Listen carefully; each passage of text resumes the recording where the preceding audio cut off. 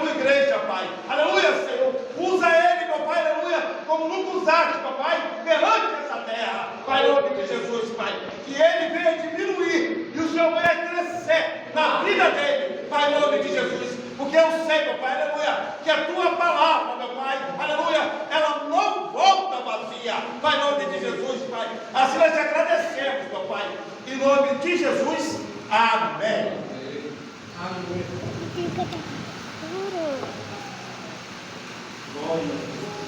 Glória a Deus. Quero cumprimentar toda a igreja com a paz do Senhor Jesus.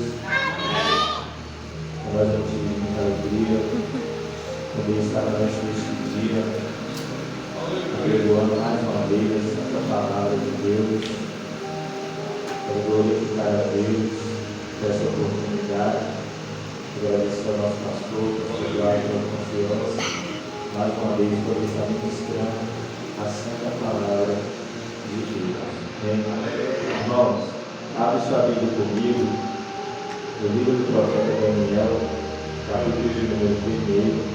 Vamos ler apenas o verso número 21. Livro do profeta Daniel, capítulo 1, o verso de número 21. Quando os irmãos procuram a referência bíblica, quero mais uma vez estender toda a gratidão ao Pai, ao Filho, ao Espírito Santo de Deus, por essa rica oportunidade.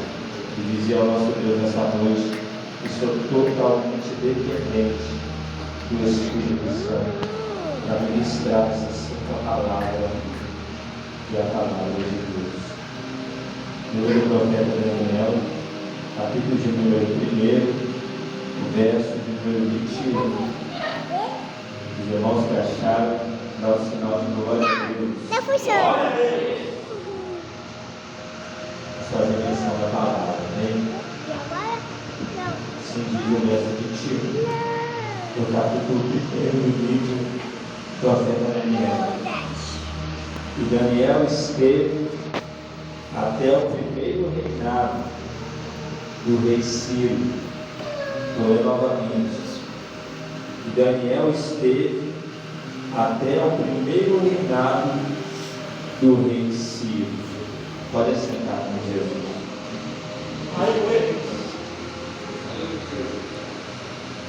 Louvado seja o nome do Senhor.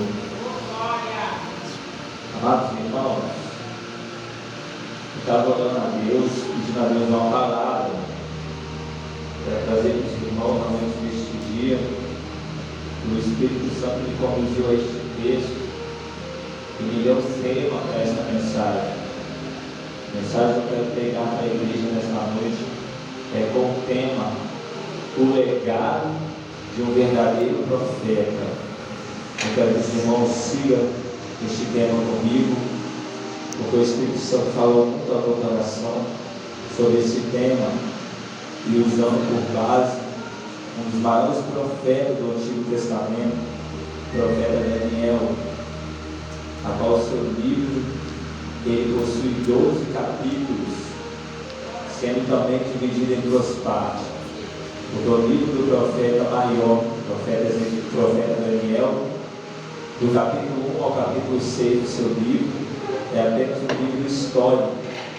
E do capítulo 7 ao capítulo 12, ele se torna um livro profético, um livro de revelações, a qual Deus dera ao homem de Deus das coisas que futuramente iria acontecer.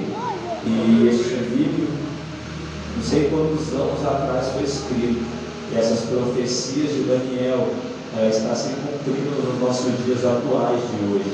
Então, nós vemos a grandeza que tem a palavra de Deus. Irmãos, Deus me deu um tema acerca do legado de um verdadeiro profeta. E nós sabemos, para quem não sabe, o legado é algo que a gente deixa de herança para alguém. O legado é alguém que constrói e muitas das vezes parte, mas deixa ali de herança alguém. E por causa daquela herança, a pessoa que deixou vai ser lembrado de gerações e gerações. O maior legado que foi dado a nós é o legado de Jesus. Esse ninguém substitui. O legado de Jesus na cruz do Calvário. O ato que Ele fizera para nós é o ato que nos faz hoje estarmos aqui. Como testemunho da nossa missionária Marta disse, que muitas das vezes as irmãs vêm arrastando, muitas das vezes o dia foi um dia difícil para nós, mas nós chegamos aqui. Nós não chegamos aqui apenas para mostrar um culto para o homem ver. Nós não chegamos aqui para mostrar para o pastor Eduardo que nós somos frequentes nos cultos. Nós viemos aqui porque há não sei quantos anos atrás alguém deixou um grande legado para nós. E é por causa desse legado que nós estamos aqui nessa noite. Nós viemos aqui por causa de Jesus. Quem veio por causa de Jesus nessa noite?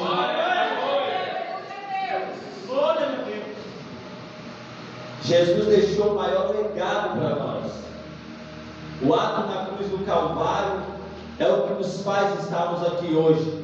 Passasse gerações e gerações e Jesus é lembrado por causa do ato que fez. E por causa do ato que Ele fizera no Calvário é o que hoje remiu nossos pecados e nos dá o direito da salvação. Então o maior legado foi deixado por Jesus. Mas há alguém que diz que foi fácil para Jesus. Por quê? Porque Jesus, por mais que Ele era um ser humano, por mais que Ele veio como homem também sobre essa terra, sentiu dores e paixões, passou por dificuldades nessa terra, mas tem gente que olha e diz, foi fácil para Jesus, porque Jesus era o próprio Deus encarnado na terra. Mas eu quero dizer para você, acerca também de um legado de um verdadeiro profeta, de um homem como nós, que foi escolhido por Deus, em meio a uma crise, em meio a uma grande dificuldade que Israel estava passando, mas deixou também um verdadeiro legado de profeta. A Bíblia conta no livro do profeta Daniel, no capítulo de número 1, a Bíblia diz que no ano 605 a.C., a Bíblia diz que por causa agora da rebeldia e do pecado de rebelião e apostasia do povo de Deus, a Bíblia diz que Deus vai punir o teu povo e vai permitir que o povo passe por 70 anos em cativeiro na mão do inimigo.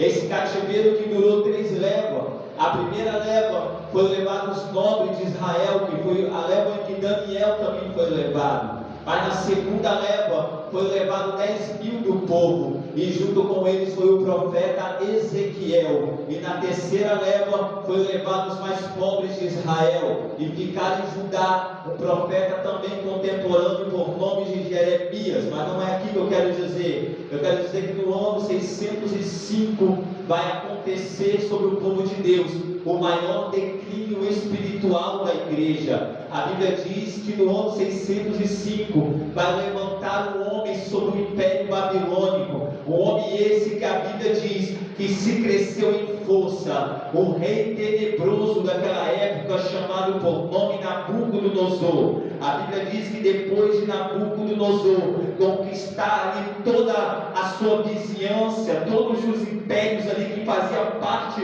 do Império Babilônico, a Bíblia diz que agora ele aponta como alvo para Israel, para Jerusalém. E a Bíblia diz que no ano 605, o rei Nabucodonosor com a sua tropa, ele cerca todo Israel. E a Bíblia diz que neste ano, Deus, o próprio Deus, vai entregar o teu povo nas mãos de Nabucodonosor. A Bíblia diz que o mesmo agora vai apossar-se do templo, vai tomar ali alguns utensílios de dentro do templo e vai levar para uma terra chamada Siná, para a casa de seu Deus. E com este povo, com esses utensílios, vai levar também os nobres de Israel. E a Bíblia diz que no meio destes nobres está o jovem chamado por nome Daniel. O jovem que no capítulo 1 era apenas um judeu comum, como eu e você éramos quando estávamos fora da presença de Deus. A Bíblia diz que ele é levado, e quando eles são levados para dentro da Babilônia, a Bíblia diz ali que Nabucodonosor vai ter um olhar diferente para aqueles jovens que eram da família real, que eram da família nobre de Israel. Vai ver neles uma qualidade. Então Nabucodonosor vai agora contratar um homem chamado Aspenaz, e vai dizer para aquele homem para segurar toda aquela juventude de Israel, os israelitas, os nobres, para que eles viessem ser treinados, para que eles viessem servir no palácio do rei. E a Bíblia diz que o rei vai dar uma ordem, vai dizer para o Aspenaz: olha, e para esses jovens que vão ser estudados, tu vai dar para eles as minhas iguarias, dos vinhos que eu bebo, eles também vão beber, dos manjares que eu como, eles também vão comer. A Bíblia diz então que eles vão ser agora, além, isso aqui me chama muita atenção, porque nos períodos mais difíceis de Israel, um período de declínio espiritual, um período em que o povo agora está sob pressão do inimigo, um período em que eles estão com a terra distante da deles. A Bíblia diz que quando agora se bastasse todo esse desastre que aconteceu, agora dentro da Babilônia, em uma terra longe de Israel, aonde a cultura era diferente, o Deus adorado era diferente, agora não bastasse eles passar toda essa aprovação, e agora dentro da Babilônia, Satanás vai começar a usar de astúcia para quebrar aquilo que eles aprenderam em Jerusalém, e vai oferecer para os jovens, para as juventudes, vai oferecer manjares babilônicos para eles. Porque se repara que Satanás ele só vai tentar agir para lançar bandeja, para lançar algo, para tentar tirar a intimidade de quem tem com Deus, é sempre em um período difícil da vida, é sempre em um período de provação da vida, é que Satanás vai vir com manjares para querer tirar aquilo que você está começando a fazer para Deus. Só que a Bíblia diz que quando vem aquela bandeja, a Bíblia diz que ali no meio daqueles jovens, havia um jovem chamado Daniel, e havia com ele também 3 jovens, chamados Misael, Azarias e Ananias. A Bíblia diz que quando agora vem os manjares para eles, a Bíblia diz que o Daniel, quando ele vê tudo aquilo acontecer, ele vai tomar uma decisão no teu coração, em não se contaminar com os manjares babilônicos. Observa que Daniel, nesse período aqui, ele era apenas um jovem, que tinha aproximadamente seus 17 anos de idade. E para nós entender, eu quero dizer em rápidas palavras, eu tenho que dizer isso, irmãos. O judeu com 6 anos de idade, homem, ele já era colocado em uma escola para aprender. Porque eu estava estudando isso aqui, pastor, eu descobri que um jovem israelita com 10 anos de idade, ele já sabia toda a Torá, ele já sabia os 5 Pentateucos, a lei de Moisés, de cabeça um jovem já sabia. O jovem já sabia o que Deus abominava e o que agradava a Deus. Aos 16 anos, o jovem israelita ele já sabia sobre as leis e sobre também os profetas. Daniel tinha 17 anos. A Bíblia diz que quando veio os manjares para ele, agora em uma terra estranha, em lugar diferente, Daniel vê os manjares, mesmo distante da tua casa, distante dos teus costumes, mas Daniel vai tomar uma decisão de não se contaminar com manjares babilônicos. Aqui que eu quero aplicar a primeira aplicação para a nossa vida, porque só vai ter um legado, só vai entender o chamado aquele que em meio a declínio, em meio às provações, ele tem decisão de não se contaminar, que tem decisão de permanecer o mesmo, que não muda o caráter. A primeira coisa para alguém que quer deixar um grande legado de profeta é ter decisão na sua vida.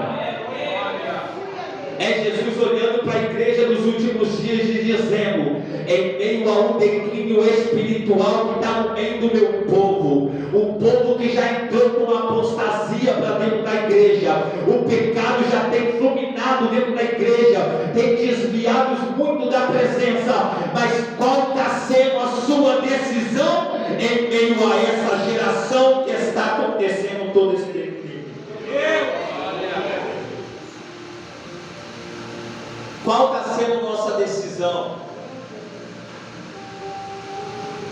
Porque só consegue deixar um grande legado aquele que tem decisão.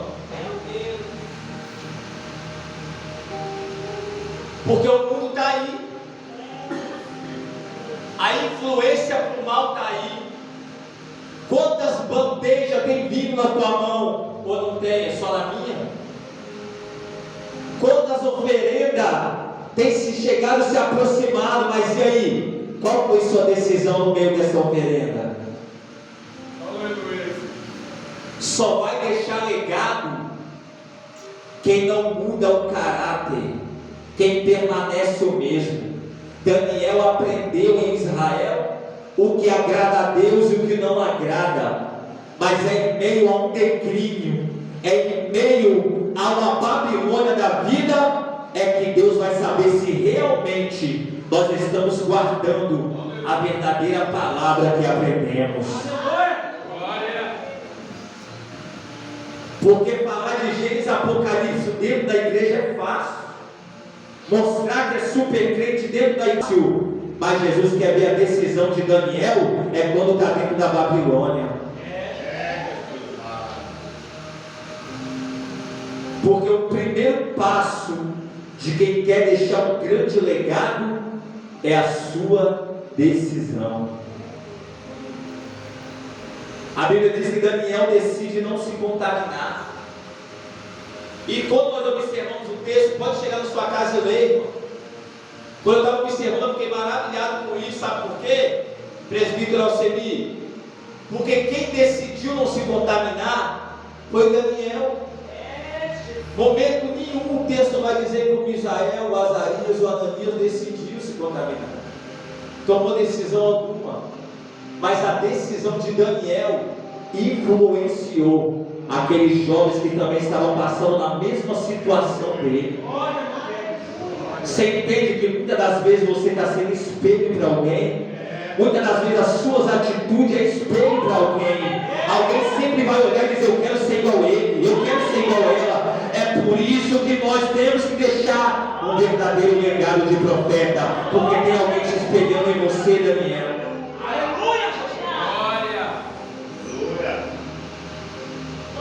A decisão de Daniel influenciou os jovens que estavam com ele na mesma situação a também não se contaminar. A Bíblia diz que Daniel, ele vai chegar para o eunuco que ficou a serviço deles e vai olhar para ele e vai dizer: olha, permita que o teu servo não se contamine. O eunuco vai olhar e vai dizer: olha, mas eu tenho medo do meu rei, porque se ele visse os semblantes seus piores do que os jovens que também estão aqui, ele poderia acabar comigo. Aí Daniel vai olhar, eu acho que Deus deu a sabedoria, ele na hora para Daniel vai olhar e vai dizer assim: não, faz o seguinte, prova os teus servos então, com legumes e água a beber somente, durante 10 dias, e depois que passamos 10 dias, fazemos a prova. E a Bíblia diz que Deus, ele derramou graça sobre Daniel, por causa daquela atitude de não se contaminar. Porque o início da caminhada de alguém é a decisão. Para Deus começar a agir na vida de Daniel, primeiro ele quis ver se Daniel tinha decisão. É Deus olhando para a igreja nessa noite dizendo: e aí, tem decisão hoje? Quero eu derramar graça e mostrar um pouquinho do meu poder. Eu só preciso de alguém que tem decisão. Eu só preciso de alguém que decide não se contaminar. A Bíblia diz que passados 10 dias, eu vou adiantar, senão não vai dar tempo. Tem que entregar aqui um mistério forte que Deus me deu aqui. Passados os 10 dias, o rapaz que estava a serviço deles vai olhar e vai ver o semblante de Daniel com um brilho.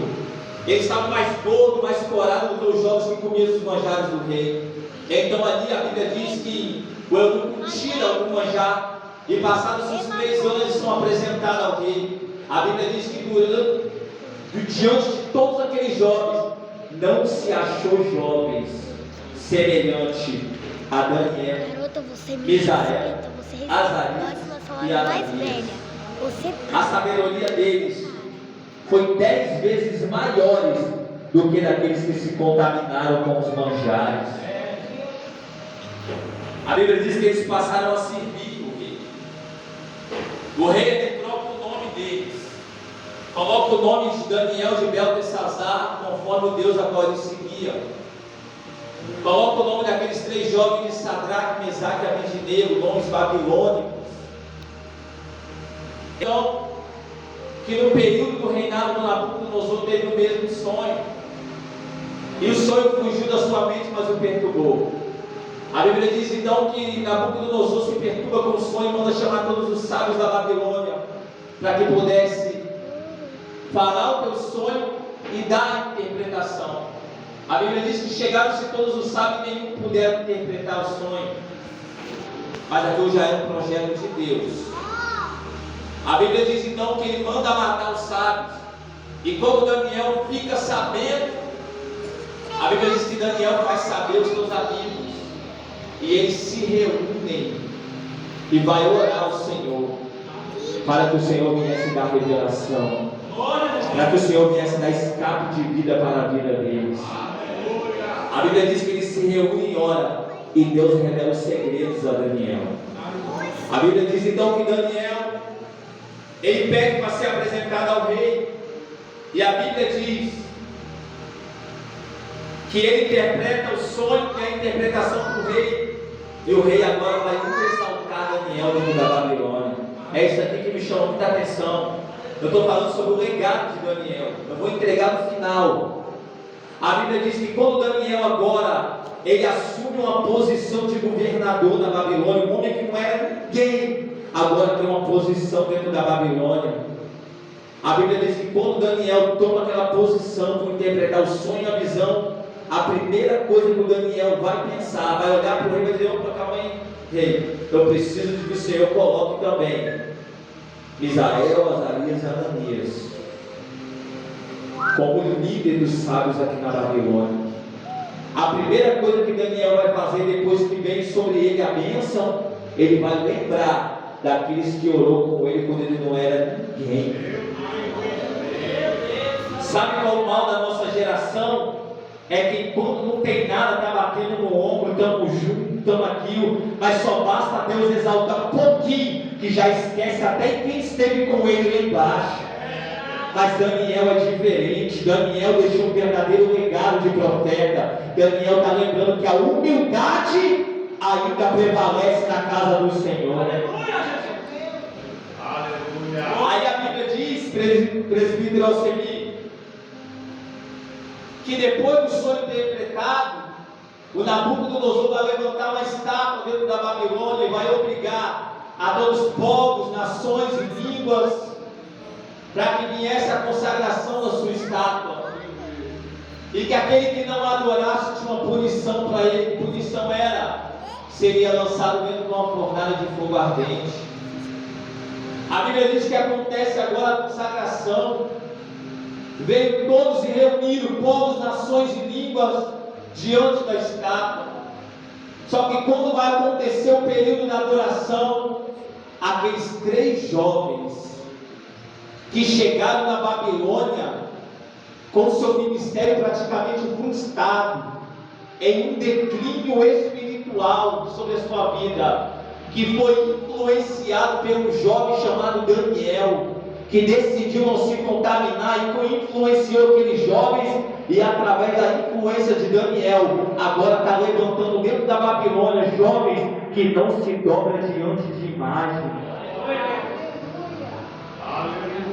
Glória a Deus. A Bíblia diz que quando eles vão se dobrar, eles não se dobram.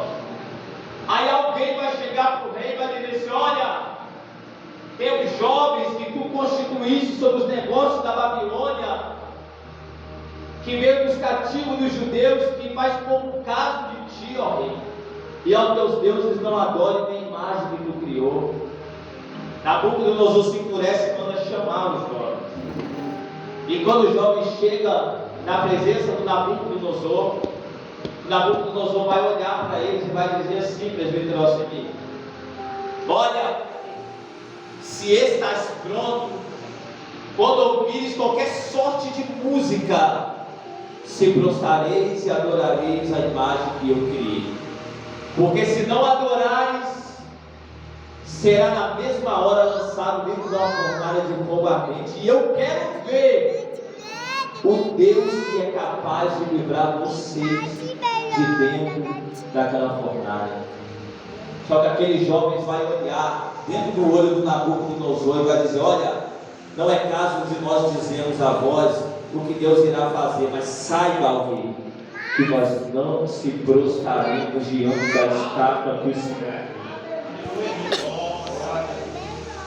Aí a Bíblia diz que Nabucodonosor fica tão enfurecido que ele manda aquecer a fogueira 7 vezes o normal para lançar aqueles jovens lá dentro. Observa que o ministério deles começou com uma decisão. O ministério deles começou com uma decisão. O legado começou com uma decisão. E agora o ministério deles está passando sob pressão. Porque todo ministério começa com uma decisão. Você está aqui porque um dia você teve uma decisão. Você está aqui porque um dia você decidiu no teu coração e disse: hoje eu me entrego a minha vida a Jesus.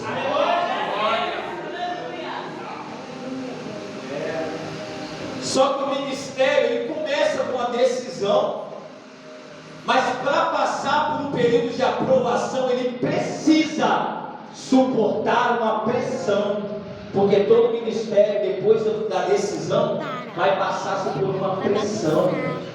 É Deus olhando para a terra e dizendo: se tem alguém passando por pressão, é sinal que tem a aprovação de Deus chegando no seu ministério. A pressão sobre eles foram agora uma fornalha aquecida 7 vezes mais, para querer tirar aquela decisão que eles tinham, que não adoravam outro Deus, não se prostravam diante de imagem, porque o nosso Deus abomina isso. Todo ministério passa por pressão. Vou encerrar agora. O ministério do maior homem que deixou o maior legado nessa terra de Jesus. Ele passou-se pela decisão e passou-se pela pressão. É que eu te provo. A primeira coisa do ministério de Jesus: Jesus foi batizado por João, decisão. Depois da decisão, ele agora vai passar por pressão, porque ele é conduzido pelo Espírito ao deserto para ser tentado por Satanás. Pressão. Mas depois da pressão, que os anjos o serviu, que ele venceu, Deus trouxe para o ministério de Jesus uma exaltação, porque foi depois do batismo e depois da pressão do deserto é que Jesus começa a realizar milagres, prodígios e maravilhas. É Jesus olhando para alguém nessa terra e dizendo: se seu ministério está passando por pressão, acalma mais um pouquinho, porque essa pressão não é para te matar, ela tem um final, e quando chegar o final dessa pressão, tem exaltação no seu ministério. Se prepara, porque tem algo novo de Deus chegando para o teu ministério. Ei, se está passando por pressão, suporta mais um pouco, porque é sinal que a aprovação do teu ministério está chegando aí. Aleluia! Glória, glória, glória, glória. Deus! A Bíblia diz que eles é jogado na fornalha. E como naquela época, tem que explicar isso aqui rapidinho, naquela época, todo mundo que era condenado a algo semelhante tinha uma plateia para poder observar o que iria acontecer. Para que a plateia? Para que ninguém viesse tomar a mesma decisão que eles tomaram, para que ninguém viesse se rebelar. Tinha uma plateia assistir, talvez tinha até judeu ali, porque foram levados muitos, mas só apareceu lá do bom. Porque tem muitos dizer assim, que só é adorador em Jerusalém, quando chega na Babilônia. Eu imagino, mente de pregador, eu imagino, presbítero Alcemir, aquela plateia gigante, a fornalha aquecida 7 vezes mais, eles 3 amarrados, e alguém olhando e dizendo, talvez até os judeus que comeu dos manjares, que se dobrou na imagem, olhando e disse assim: para que isso tudo ela vai morrer? Para que isso tudo? Olhando para eles e dizendo: para que ela? Final de quem se revela. Aí a Bíblia diz que os soldados mais fortes de Nabucodonosor, só em jogar o fogo que saiu da fornalha, matou eles. Talvez alguém que estava de fora olhou e disse assim: não vai sobrar nem um fiapo de cabelo deles. Se os soldados morreram só com o calor do fogo, imagina quem caiu lá dentro. Só que a Bíblia diz que quando jogaram eles amarrados, porque isso era a sentença, jogaram eles amarrados dentro do lugar fornalha. Aí o Nabucodonosor, ele foi lá perto da fornalha para ver o que estava acontecendo lá. E a Bíblia diz que quando ele chega próximo da fornalha, ele vai ver um quarto homem lá dentro. E o Nabucodonosor confessa que era semelhante ao Filho dos deuses Altíssimos.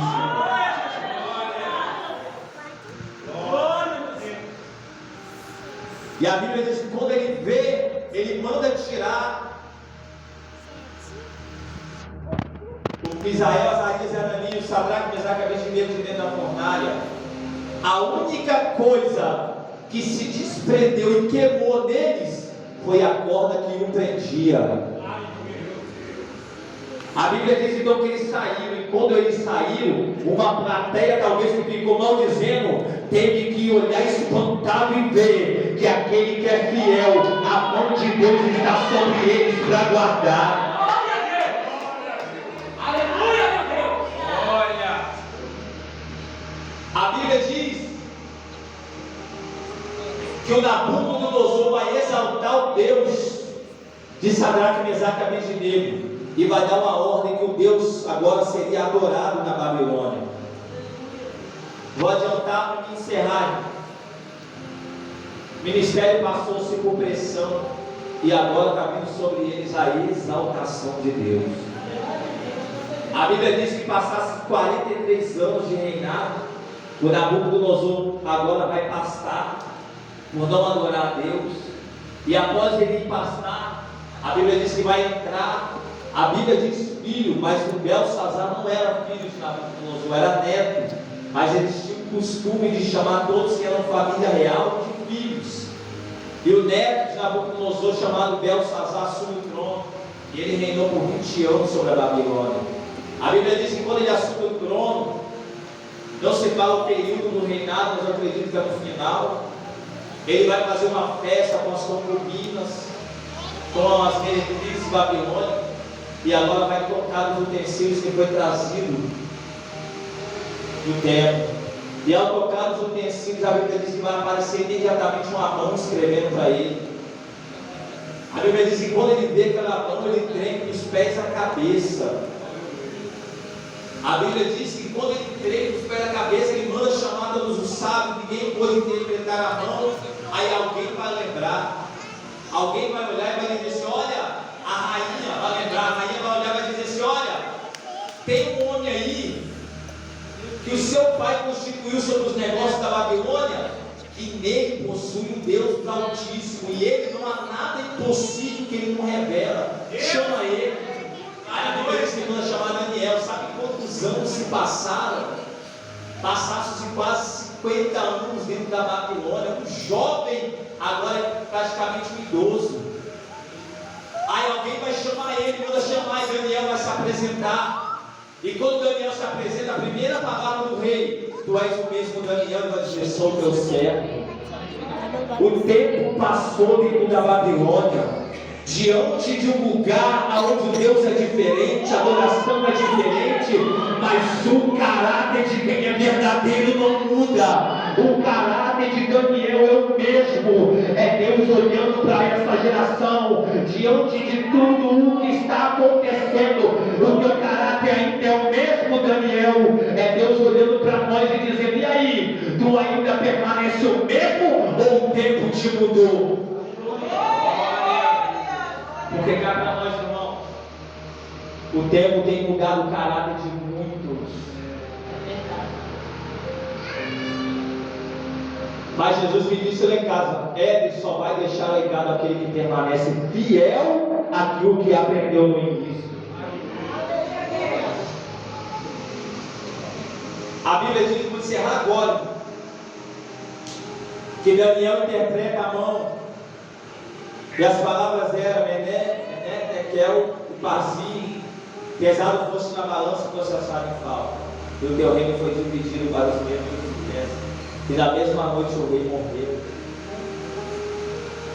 Lembrando que Daniel era governador e quando interpretou a mão passou agora a ser príncipe. Porque é desse jeito, irmãos. Quem permanece fiel sempre tem grau de exaltação preparado por Deus. Só vai conseguir chegar ao patamar do ministério aonde Deus quer aquele que permanece fiel. Daniel agora é príncipe. E agora entra o reinado do Dário. Quando o reinado do Dário entra, o Dário vai achar bom constituir 120 sátrapas e 3 príncipes para ficar sobre todo o reino. E um deles era Daniel. Eu vou encerrar agora aqui. Só para nós entendermos melhor. Daniel era um jovem de 17 anos, sem nome, sem identidade, sem nada. A decisão fez a diferença. Suportou a pressão. Deus exaltou o ministério de Daniel.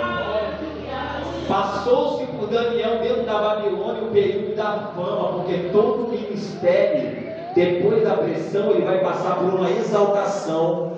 E na exaltação sempre vem junto também o período da fama. E é nesse período que Deus olha se o caráter vai mudar. Porque tem muitos que quando não era ninguém, era humilde de só, mas bastou-se Deus exaltar um pouquinho com o nariz empinou junto, e por isso tem sido reprovado. Tem várias referências bíblicas de pessoas que aconteceu isso no ministério. Vou dizer só uma para encerrar. O rei Saul era um ninguém,